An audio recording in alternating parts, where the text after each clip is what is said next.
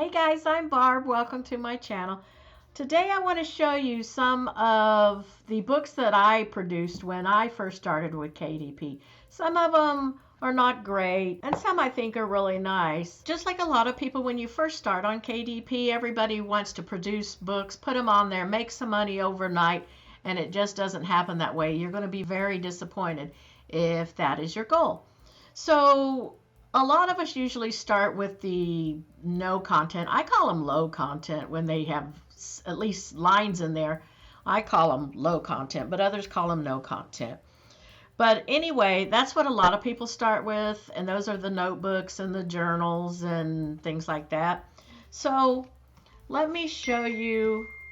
I never ordered all of my KDP books because I have so many now. So when I first started, I ordered some, and now I just order the things that I want for myself, if that makes sense. So I'll just show you some of the first ones. I'm sorry my lighting is so bad, but I'm in my basement. That's where my office is. That's where my craft room is. That's where I do things. So this first one is pretty bad. This is just, it's called The Busy Woman's Journal. And this was before I knew all about keywords and how to search for keywords very well and stuff. And so I've never sold any of these except to myself. So this one, now my grandbabies have drawn in this one, but this one, if you look at it really close, let me get to the camera here.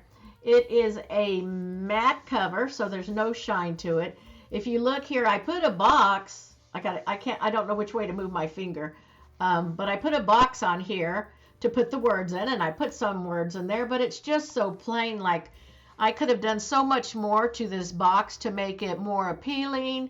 The flowery, which I actually do kind of like, but it was just one of the first images that I found on the internet when I was trying to make books, and so I just made a book. And the inside, my grandbabies have written in here in the front. I've let them use it. But I don't know if you can see, it is like journal paper. It's got a line up at the top and then just lines. So this is what I call journal paper anyway. So that was one of my very first attempts, was this one. And it's not horrible, but no, it's not great by any means. One of the next ones I have here, which I use, this is a pet care record. Some of the things that I make for myself that I know that I'm going to use in my life. And so I make them, and some things I make because I really just enjoy designing the covers or something. And then I look at keywords later on, which isn't the way you're supposed to do it if you really want to sell things, but that's the way I do it. So anyway, again, if you look, I think, the little kitty cat prints or doggy print hearts on this is really cute. This is what, a 5x7, 5x8 notebook, I believe this one is. And it's a pet care record, but again, just a very plain box on here with some very plain words. Now, I think the inside is pretty good. I did make this myself in Word, I believe. If you look, it's got the pet journal, the pet record, with some little paw prints, and it's got the breed and the markings and the date of birth, spayed or neutered, tag numbers, rabies, microchipped. It's got all that information, allergies, food, favorite toys, in case, I guess, somebody's babysitting your dog is what I was thinking, in case anybody ever babysits my cats or my dogs, they would have all the information that they would need here. And then it goes on to tell the owner, the veterinarian, who the groomer is, the vaccines that they have had. My daughter works at a veterinary clinic, so I asked her what things that she thought were most important for somebody to have in their pet record. Then I got a little bit of space to write in, and then I go on to, again, vaccines. So each visit, if they got vaccines, and then some. If you wanted to put a picture, there's a blank space up in here. And then if you wanted to write something about the appointment that you wanted to remember, there's some space there. And then again, it goes back. I made this for one pet. I think making these that would include multiple pets might be a good idea instead of having one for each pet. So that's something I may do if I ever make one of these again. So then this one I think is super cute. Like, again, I like to design the covers. As I got into it more and more and more, I discovered that I like to design the covers. And so this one, if you look, it's kind of a mid-century modern atomic. There's an wrong hand. There's an atomic symbol at the top.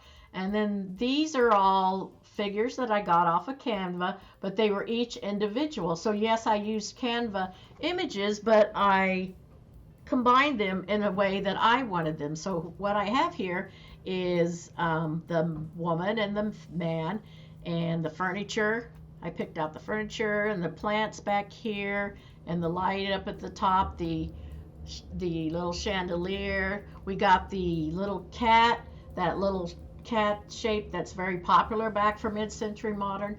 And then this is just a notes. This is for notes. And so if you notice, a lot of people write on their books exactly what the title is, and they put, like 200 pages and large print and all these different kinds of things.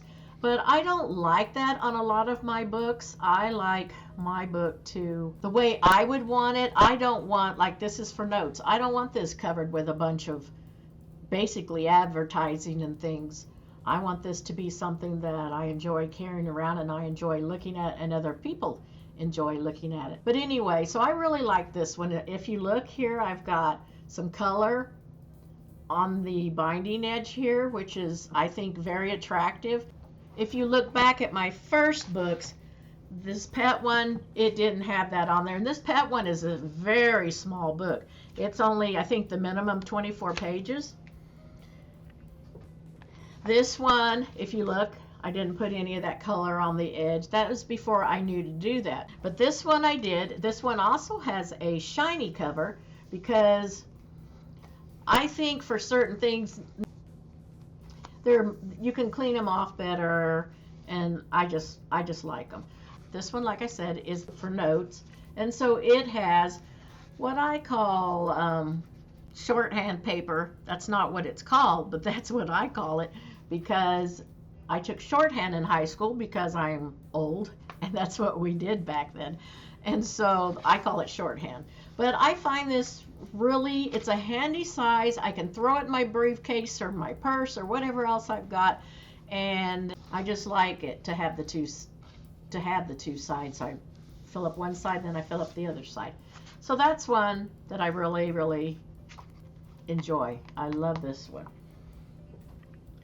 Another one that's kind of in that same era is this one. Again, kind of a mid-century modern, again, notes, but it's got the cat over here, the black cat, and then it's got a chair that was very popular then, and then it's got these cool light fixtures. Again, all images that I took from Canva, but I combined them to make what I wanted. And also the background here. These lines in the background. I think this is a really cool looking book, and I've had a lot of people really like this book.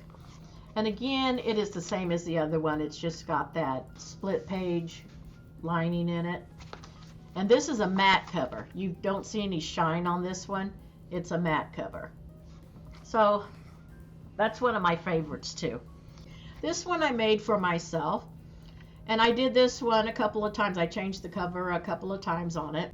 I just think in the last several years, I just feel more forgetful, and maybe part of that is normal, maybe it's not normal. But anyway, so I made this book for my children, things I might forget to say. And in it, I like to write down things that I want to make sure that my children know after I'm gone, in case I forgot to tell them something. And so I write poems in it, I write songs in it, I write information that they're going to need. If you look inside, I put some little flowers up there to make it a little nicer. It's just regular journal paper again, but I put some flowers up in there. My first version of this was a shiny cover. It didn't have the color on the edge.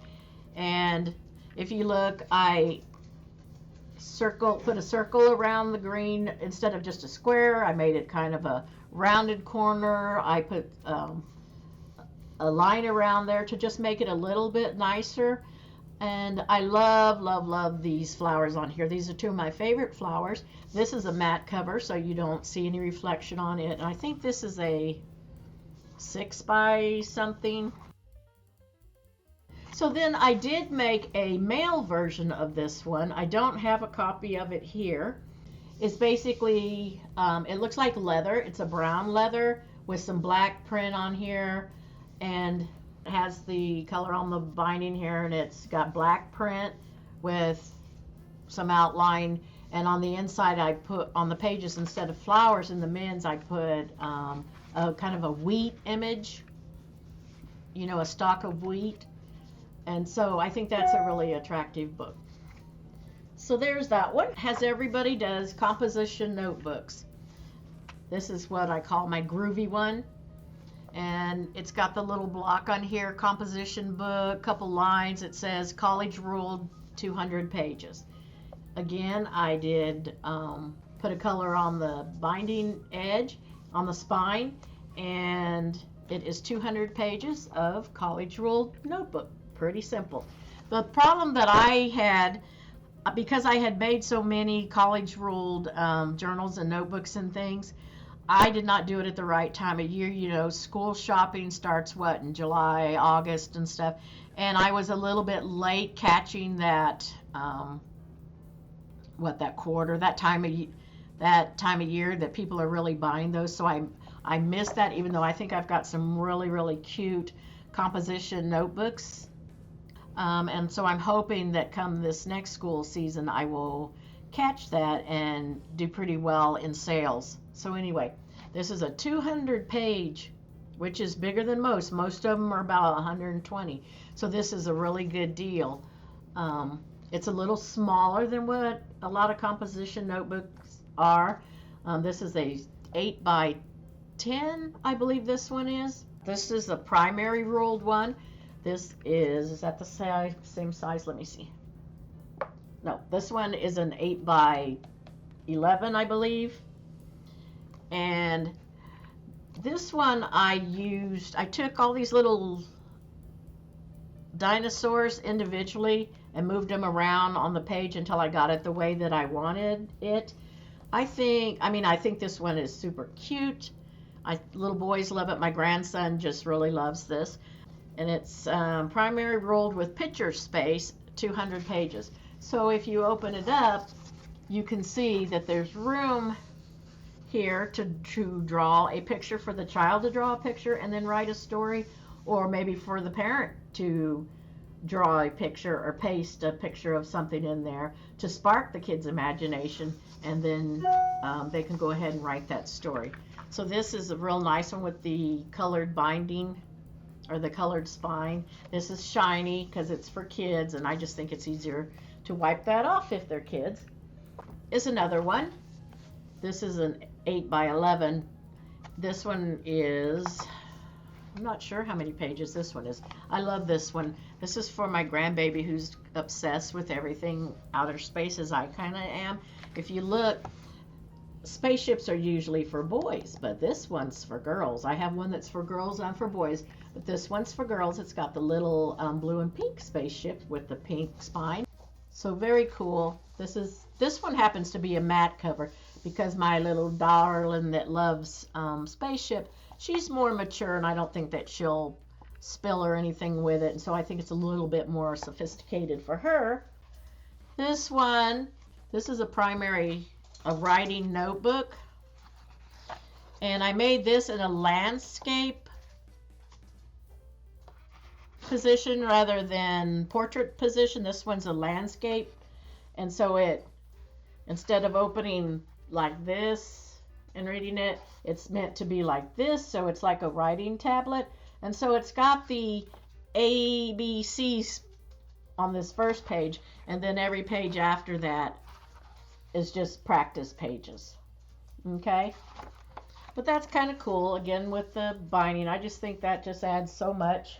So those are just a few of the books that I started with when I started my KDP account. I've got many, many more books since I started my KDP journey. I find that I don't sell nearly as many of my children's activity books as I do the adult activity books. I really haven't put a lot of effort into them though, so I can't blame anybody but myself. I've mostly just done some pretty basic coloring books, and so I just really, I think, need to work on creating more activity puzzle type things for children. I need to put a lot more effort into it than what I have, and but I have done pretty well with my adult activity books, the crosswords, sudokus, mazes, those types of things, word searches. During Christmas I did real well with adult coloring books and activity books that were seasonal, and some of them that weren't seasonal, some of the flower coloring books and things. Come the start of the school year again, I really hope that some of the composition books will really fly off the shelf, so to speak. I think I've got some really great ones out there. It's just not the right time of year for those, even though I did sell one last week, which kind of surprised me. It was a really cute ocean themed book. My hopes are that as I continue to produce content and improve the content that I'm putting out, that I will start more and more to have those, so to speak, evergreens as they call them, that will provide me passive income all year long and not just at the certain times of the year. That, I think, is the hope for everybody. But it all takes time, and it takes some patience and some hard work. You can't just slap things up there and think that they're going to sell. So as I said, I am going to give away one of these books that I showed you to one of you guys. What I need you to do to be entered into the giveaway is to like this video, subscribe to my channel, and then there is a link below that I need you to click. It's just a quick little form that tells me how I can get a hold of you and which book you want should you be the winner of the giveaway. Down below in the comments, if you would let me know other things that you would like me to make videos of. I've got so many things in the works right now. So thank you guys so much for joining me this evening. Please come back and see me again.